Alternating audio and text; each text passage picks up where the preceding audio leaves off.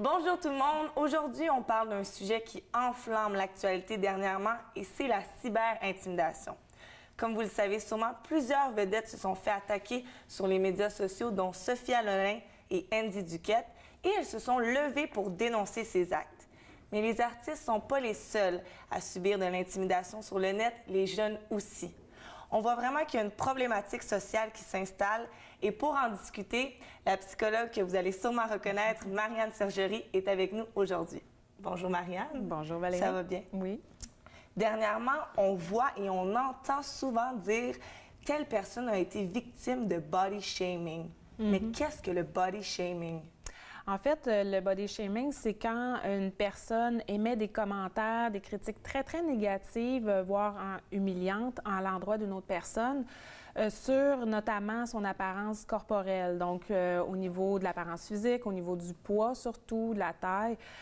Donc, c'est effectivement ce qu'on a pu observer dans la situation avec Sophia Loren dernièrement, donc où autant des personnes du public émettaient des commentaires très négatifs par rapport à son apparence, mais aussi des fois on peut retrouver des commentaires de ce type-là dans les médias. Donc les médias sociaux favorisent entre autres la diffusion d'informations rapides.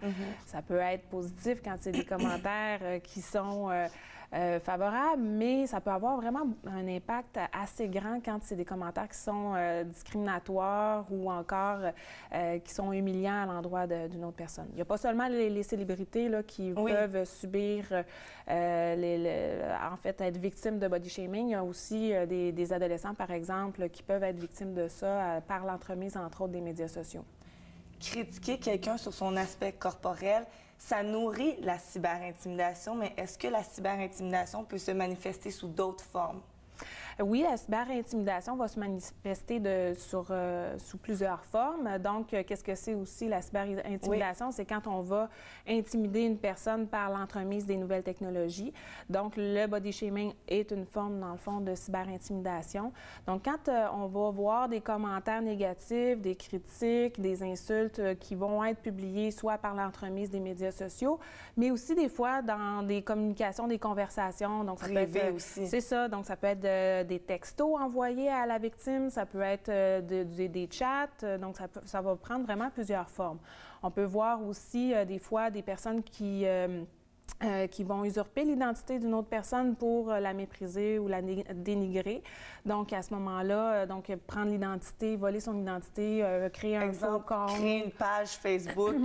Exemple, quelqu'un créerait une autre page Facebook à mon nom. Tout à fait. Ça ça pourrait être cyberintimidation? Oui, parce que surtout s'il y a de l'information qui est divulguée, qui est de nature discriminatoire, donc à ce moment-là, ça serait une forme de cyberintimidation. Il y a aussi de publier des photos embarrassantes, donc ça, c'est également une forme de cyberintimidation dont on a souvent entendu parler dans les dernières années. Je pense entre autres au cas de Rethea Parson, je me rappelle plus trop de son nom, mais qui, elle, avait été victime d'un viol collectif et où il y avait eu une diffusion, un partage et de la cyberintimidation par rapport à des images de ce qu'elle avait vécu et ça avait mené malheureusement au suicide de cette personne-là. J'ai vu dernièrement un documentaire qui était très intéressant, donc Audrey Daisy sur Netflix, qui parlait de cas similaires aux États-Unis où on voit les conséquences de la cyberintimidation. Donc oui, au départ, il y a de l'isolement. Souvent, la personne va avoir tendance à s'isoler quand elle est victime. Ça va amener des conséquences au niveau de l'estime de soi. Donc, on va voir une baisse au niveau de l'estime.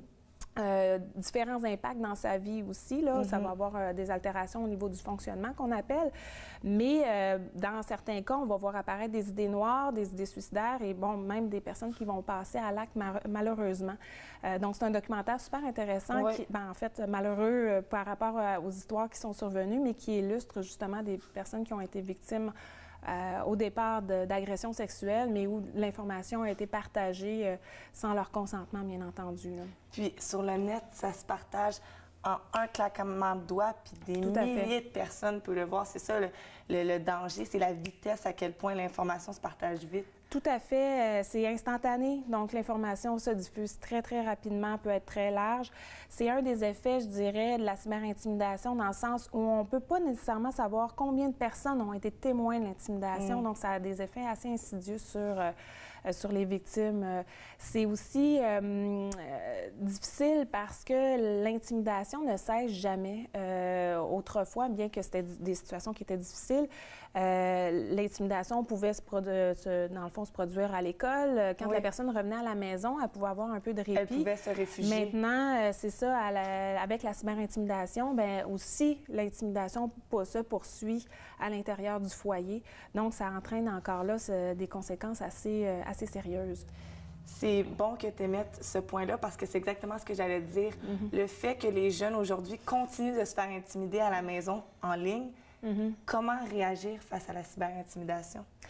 C'est une question qui n'est pas évidente nécessairement à répondre, mais il y a quand même plusieurs éléments qu'on peut faire. C'est sûr qu'à la base, il y a, premièrement, protéger ces informations, donc pour pas faire en sorte que les autres puissent les prendre puis les utiliser contre nous, protéger ces mots de passe, donc adopter des comportements qui sont sécuritaires par rapport à nos comportements en ligne, faire attention à ce qu'on divulgue de nous-mêmes. Donc, c'est sûr que des fois, on s'est retrouvés dans des situations aussi par le passé où, disons, deux adolescents dans le cadre d'une relation amoureuse échangeaient des photos qui pouvaient être plus intimes.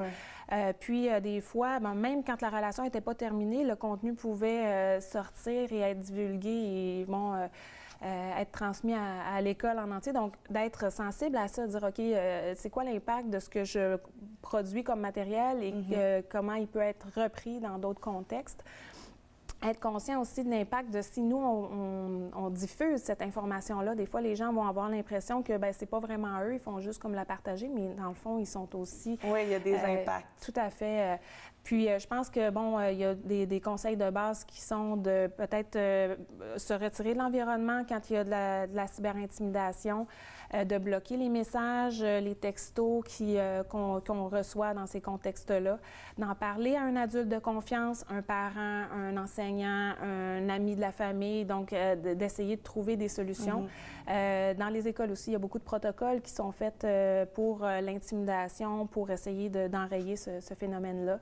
Il y a de l'information sur tel jeune aussi, puis dans les cas plus graves, on pourrait aussi considérer aller voir la police. Merci beaucoup pour toutes les ressources que tu as données aujourd'hui, Marianne. On se voit la semaine prochaine pour les relations virtuelles? Oui. Super. Salut tout le monde!